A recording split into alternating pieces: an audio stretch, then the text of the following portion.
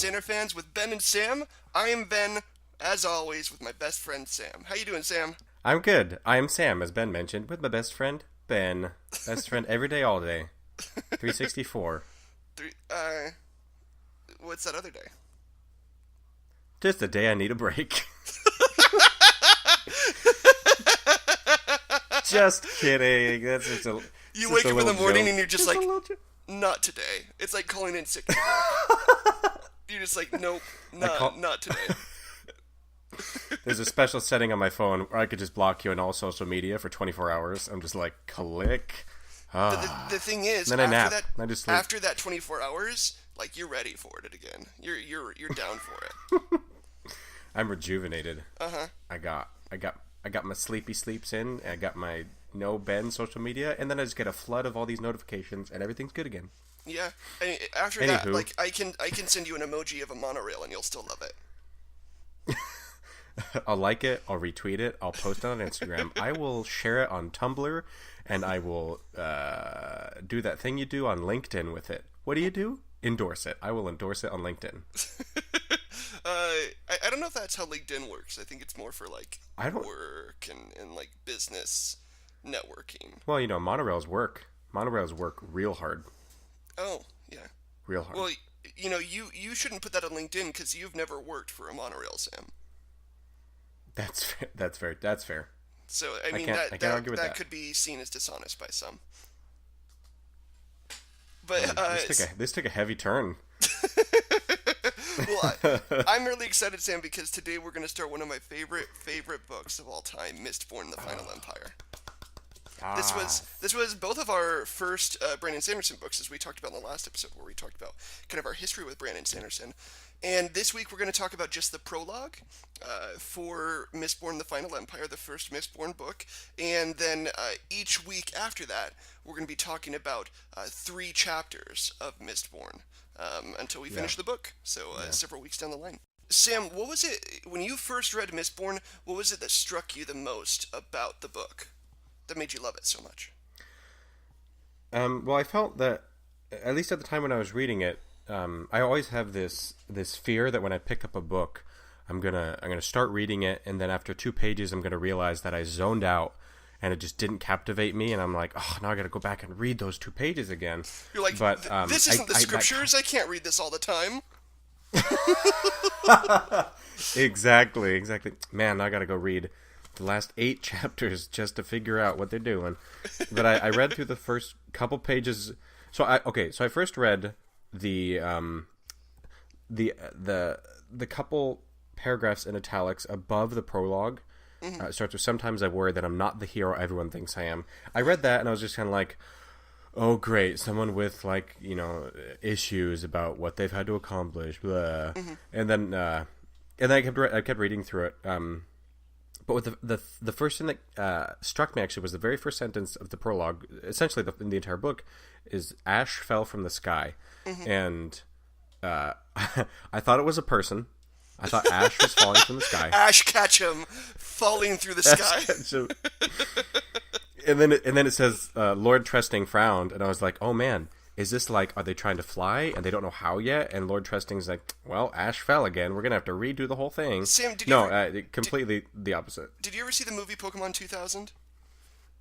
Oh yeah. Like the entire ending is based off of like a misunderstanding of whether the name is Ash or they're talking about literal like ash from a fire. Like, oh man. So your first, I like that your first experience with Mistborn was the same thing. It was the climax of Pokemon 2000, pretty much. There was a Slowking there. Lugia was flying overhead. Everyone was freaking out. Pikachu started crying. Everyone was crying. I was crying. I was crying. That movie's but dumb. It's a good. Hey. You're right. It is really dumb, but it still touched a lot of hearts. I say that as someone who unapologetically loves Pokemon. I've dedicated probably, in the last month I played like 130 hours of Pokemon Moon. So don't even act like I don't know what I'm talking about. Oh my gosh, no! Yeah. You have every right to talk about it. But as I read Ash Fell from the Sky, I was confused. I kept reading. I don't know, it never occurred to me. Obviously, at the time I lived in Arizona, we don't have volcanoes, or we do, but they're dormant or just completely deadsies. Yeah. And so just like the entirety of the ash land falling from the sky. Yeah. Yeah, and it was such an interesting idea to me. I was just like, well, where do they live? And then there's a guy in a fancy suit, and then a bunch of, essentially, a bunch of slaves working. I was just kind of like, what is going on? And then I'm skipping ahead just a little bit, but the second they talked about the one ska who looked up and smiled, I was just like, okay, things are going down, and it's going to be awesome. And so that it was slowly but surely, within the first 7 pages, I was just like, this is going to be a good one. This is going to be a real good one. The one ska who looked up and then started skanking.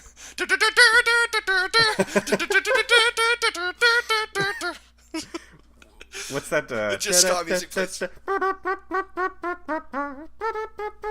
You know, the one ska song everybody knows. Yeah, that's the ska song. I never had to knock on wood, but I know someone who had. It makes me wonder if I could.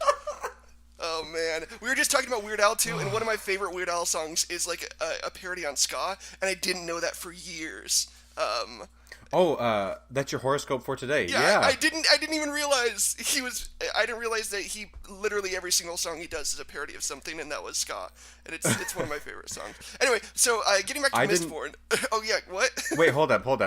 I didn't realize that it was a ska parody until I was in a ska band, and one of my bandmates was like, "Dude, we should do that Weird Al song." And I was like, that's a little weird to do a Weird Al song. And I listened to it again, and I was just like, this is the best ska song in the entire world. You know what? It's the best. It wins all the awards. We can bloviate on Brandon Sanderson every day. Weird Al is like one of the best people ever to make art. I love what he does so much. Absolutely. Do you think Brandon Sanderson is a fan? He probably loves Weird Al. I'm sure that he is a fan. Next time we see him in a signing, I want to ask him what his favorite movie is, and if he likes Weird Al Yankovic. And if so, like, if he has, like, a favorite Weird Al Yankovic album or song. And, like, and I want to see if that, like, inspires him. If it, like, we're all about giving back to Brandon here on the podcast, so maybe it'll inspire him to make a Weird Al, like, character. Maybe his next major character will just always be, like, changing the tunes of things. And whistling new tunes and making up new stuff. And he'll be like a dragonborn bard, and he'll just rag on people through song. Oh man, it's good. I'm so excited. Thank you, Brandon Sanderson, for writing this book. It's gonna be so good. Yeah, it's called the Paradist of Partenel. Yes. And coming in 2021. And Hoyd's cameo is that he's like the music exec that like won't give the rights to the Weird Al type guy, and he just like he's just like standing in his way, and then he once he sees the dedication that he's bringing and the art that he's making, he finally gives in and lets this Weird Al character have access to the rights of the song. But then his village burns down, and he has to go on the road and an adventure. Like what happens? Oh man. And then he has to like start raising money so he can rebuild his town, and so they can save the rec center. They gotta save the rec center, and so he goes on tour to be able to save it. This is a good book. This is a good book. Yeah. This is a good book that we just wrote for you, Brandon.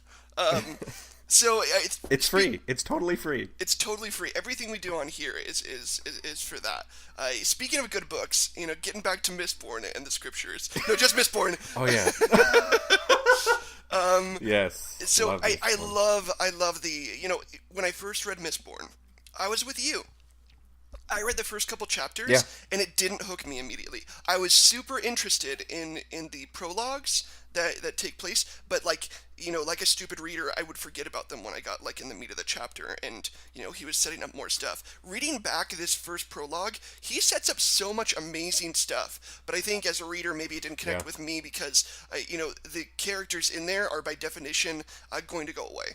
They're showing. He's showing the broad strokes of all the characters and classes that he's going to be showing. The Nobleman, the Steel Ministry, the Ska, but only Kelsey Er is the one that we really get to see ever again.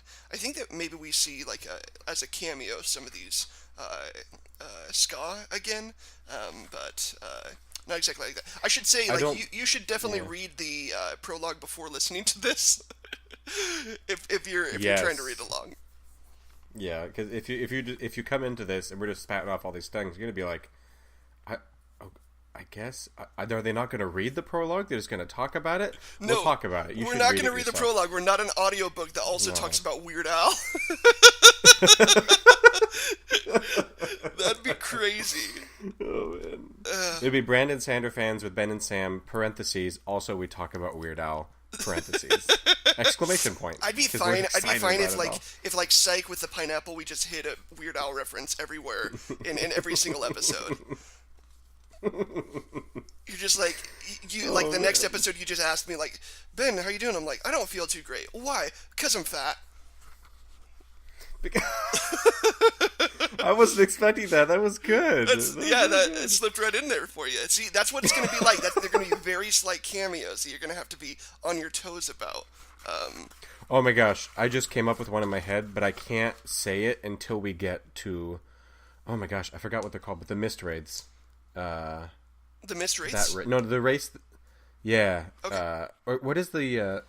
I think you know what. We'll cross that bridge when we come to it. But I'm writing it down because it's a good one. It's a really good one. All right. Well, going into the prologue here, we do have Lord Trustee, who is a plantation owner. And just like you think, like you hear plantation owner, he owns Ska. Ska are also people, but they are the low class. They're the serfs. And technically, he doesn't own them. He says the Lord Ruler owns them. The Lord Ruler, who he talks about, is his god and also the god of the entire world. So he's basically the Lord Ruler. We know is alive, lives on the planet, but is also their god. And he's speaking with an obligator, who's one of basically the priests of the Lord Ruler. And the obligators come and they oversee, social contracts. They oversee to make sure that everything is okay, that the lords are not having children with the Ska, that they're not mixing the blood, very xenophobic that way.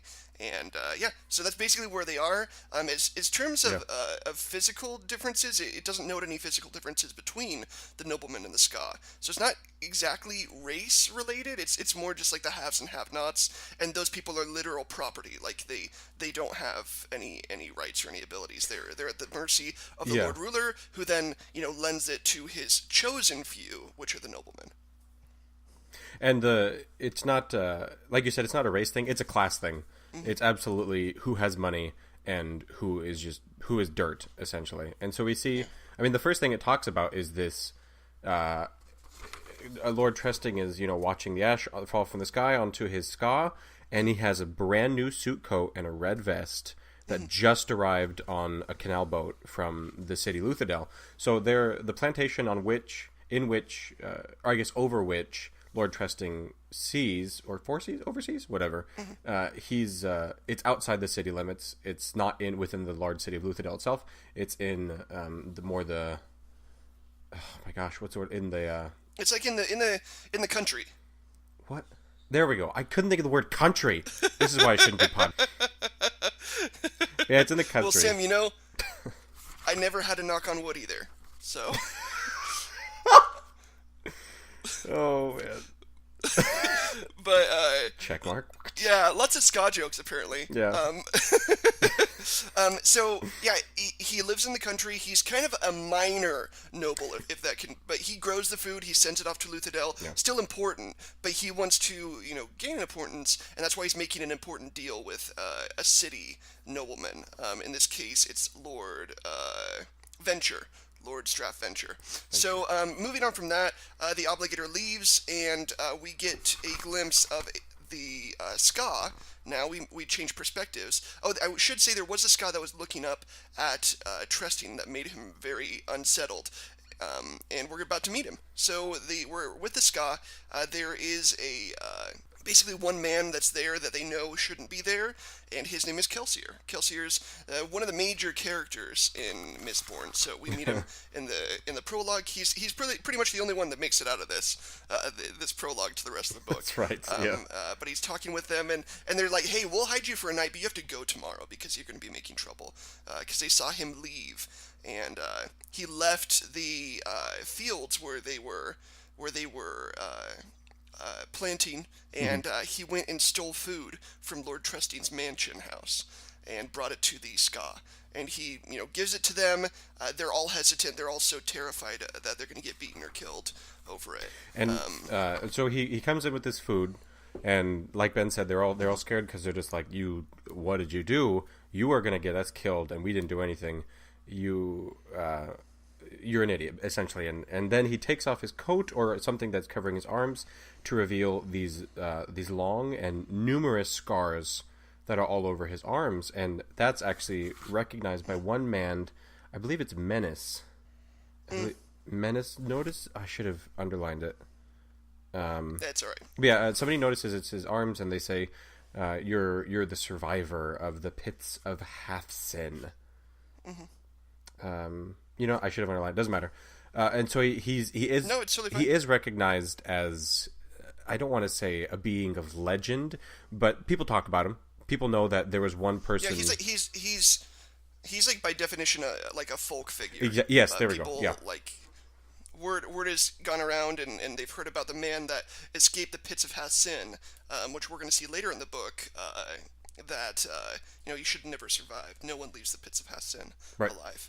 So that kind of marks him. I don't want to summarize too much, but Kelsey Er ends up displaying something called allomancy that we're going to see a lot more of. He burns tin, and he describes it as he has tin in his body, and when he burns it, he feels like a warm sensation in his stomach, and all of his senses become enhanced. He can feel the wood underneath his chair through his clothes. He can basically taste all of the food and that's in the room with him. He can hear, and the small campfire becomes almost blinding to him.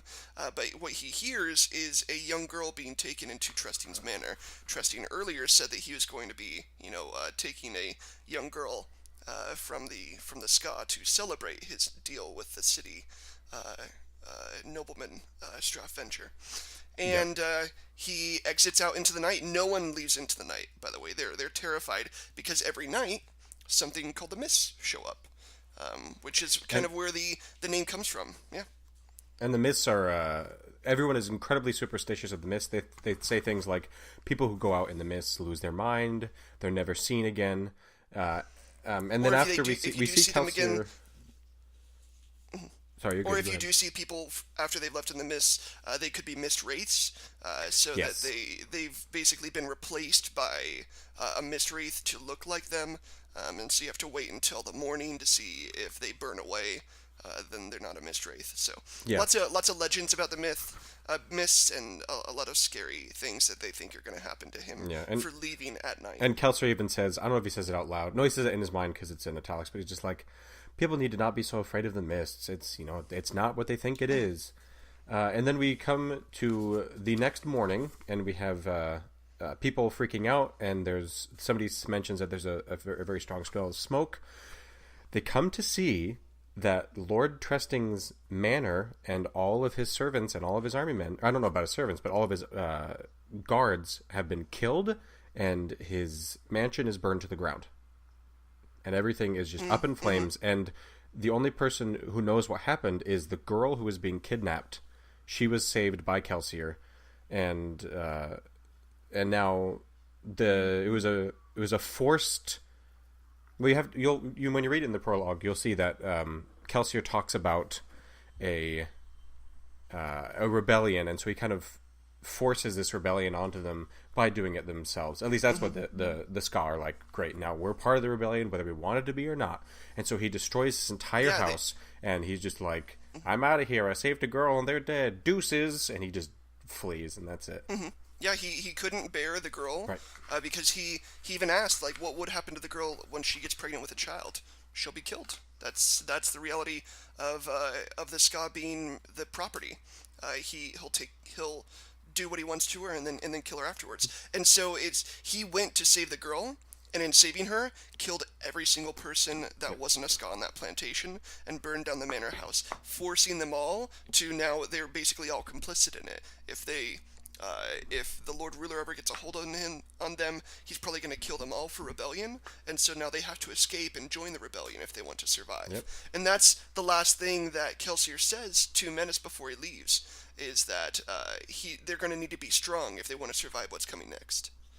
Oh, and that's also Kelsey Er's kind of title. He's the survivor of Hath Sin, and that's what he is telling to the people, to survive, to basically outrun the final empire, which is the Lord Ruler's regime, by just outliving him, even though he's immortal, and beating him just by being more stubborn.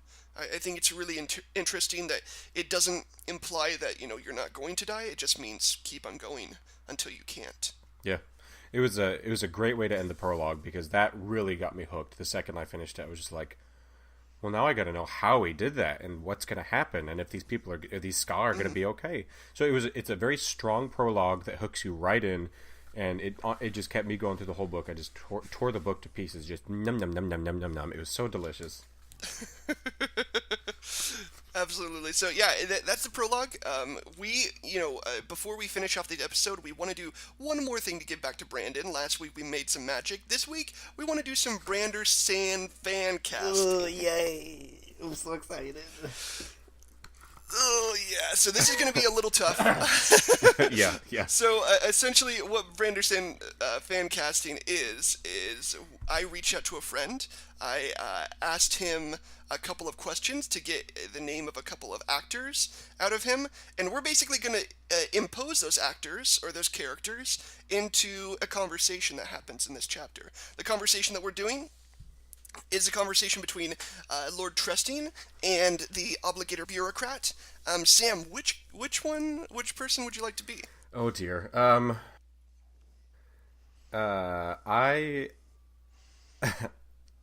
be the obligator. No, you know what? I'll be the obligator. I like that. Okay. So, I asked our good friend Michael, basically, I wanted to ask him kind of innocuously, and I said, hey, think of a movie where there's a character eating something really, really delicious, and who did you think of? And he said Brad Pitt in Ocean's 11. So, what? Sam, you're playing this as Brad Pitt from Ocean's 11. I don't... Wait. I don't know what he... Oh, gosh. Just put some food all right. in your hand and play this as Brad Pitt, because mine, guess what? I asked him, hey, what's a movie that you saw in the theaters and you wanted to walk out, but you paid for it, so you didn't leave? And he's like, Australia, starring Hugh Jackman.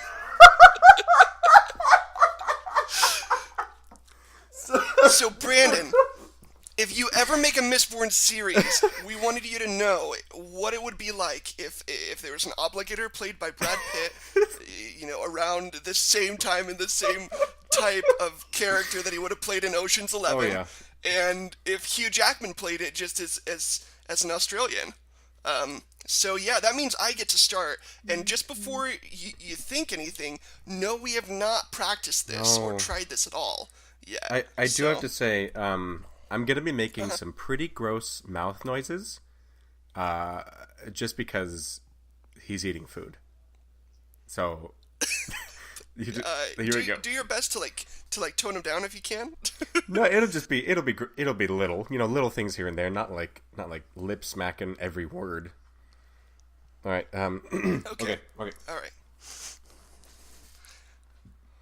One would think that 1,000 years of Bobby, working in the fields, would have bred them to be a little more effective at it. You see, Sitka, these are actually quite diligent compared to those in Siluthil. You have you have more direct control over your ska here. How many would you say you lose a month? Oh, half a dozen or so.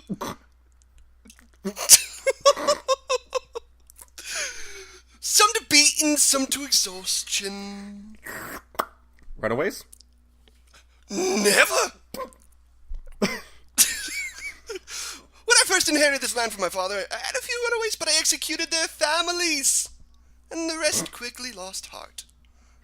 I've never understood men who had trouble with their skull. I find the creatures easy to control if you show a proper firm hand. Very well, Trustee. I will carry your proposal to Lord Venture as requested. He will have a favorable report from me on your operations here. I will leave back down the canal this afternoon. I'm turning into Tom Cruise. This isn't even like... I don't know what Brad Pitt sounds like. I went through like every British invaded country on my way to Australia, so don't you worry. we just got a couple more left. A couple more lines left. Couple more lines. So soon then? Wouldn't you care to stay for supper? No. Though there is another matter I wish to discuss with you.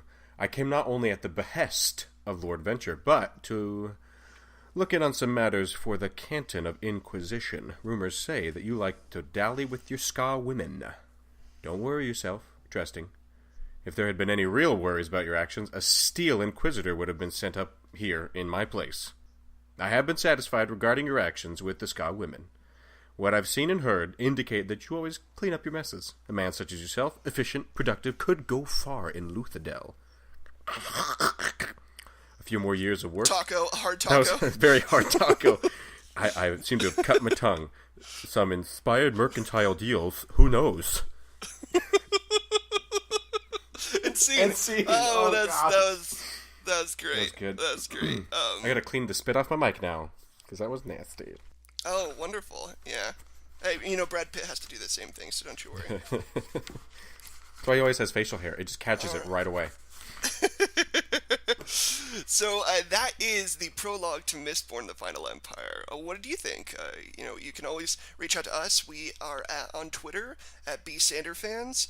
We also have a YouTube channel that will, host all of our episodes. If you ever miss one and you can't find it on our podcast feed, they'll all be there, and so you can leave a comment there as well. Unless you're listening to this on YouTube, then you already know where you are. Yeah. Thank you so much for listening. Yeah, if you want to follow Ben and I on Twitter, you can. We don't really tweet a lot about... Brandon B. Sanderfans is the... that's for all of our updates with what we're reading, and even updates with important things that Brandon Sanderson is currently doing. If you want to follow us at our own Twitters, that's fine. I'm at Samuel_Loose. That's an underscore. And I'm at Ben Parrish, BENNPARRISH_NNR. And we have another podcast called The TV Repairman. We're not going to talk about that ever, but it's a fun little podcast. We watch a TV show and we talk about how we would make it better. But that's definitely super goofy. We're serious here at Brandon Sanderfans. No laughing. That is our number one rule. No laughing. Exactly. Yeah. Well, we love having you here, and thank you so much for listening to the podcast. We'll see you next week for chapters 1 through 3 of Mistborn: The Final Empire. And in the meantime, read a book. Read a dang book.